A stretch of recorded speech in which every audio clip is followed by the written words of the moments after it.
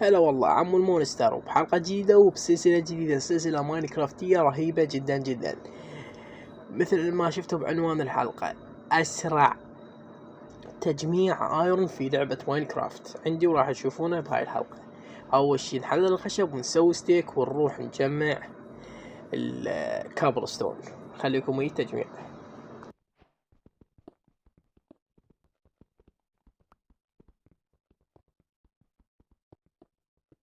برا ما كملنا تجميع الكابلستون نسوي الأدوات الحجرية ونروح في مهمة تجميع الآيرون. أسرع تجميع آيرون في لعبة ماينكرافت البيدروك هو بهاي الحلقة. خليكم ويا التجميع.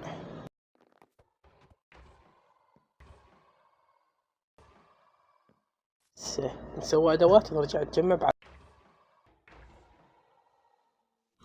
برا ما كملنا تجميع الآيرون نروح ندخل هنا نشوف لنا بوكتين مرة ذا تشست اصفرات. هلا تشست بليت، جيبه خالو جيبه.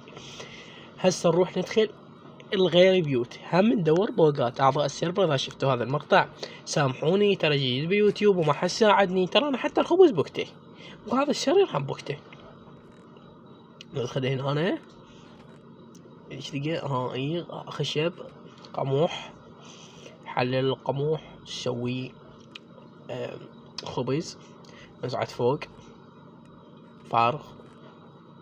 هلا الليدي هلا، كل شي ماكو، كل شي ماكو، كل شي ماكو، كل شي ماكو. خلنا ننزل كل شي ماكو،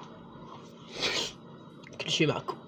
هسه نروح وين نروح؟ وين نولي غطسنا بالماي؟ وين نروح؟ وين نولي غطسنا بالماي؟ هلا دخلنا بهذا البيت بنية نبوقه، فأشرنا قلت له لا ما خذ. فشوف ايش راح شمر لي كريم وبالكرم معروف، وحاير شرده وصفنك، او مو شان القلت هالواد مسو. برا ما طانه راح نروح نسوي فول ارمر ايرون. خليكم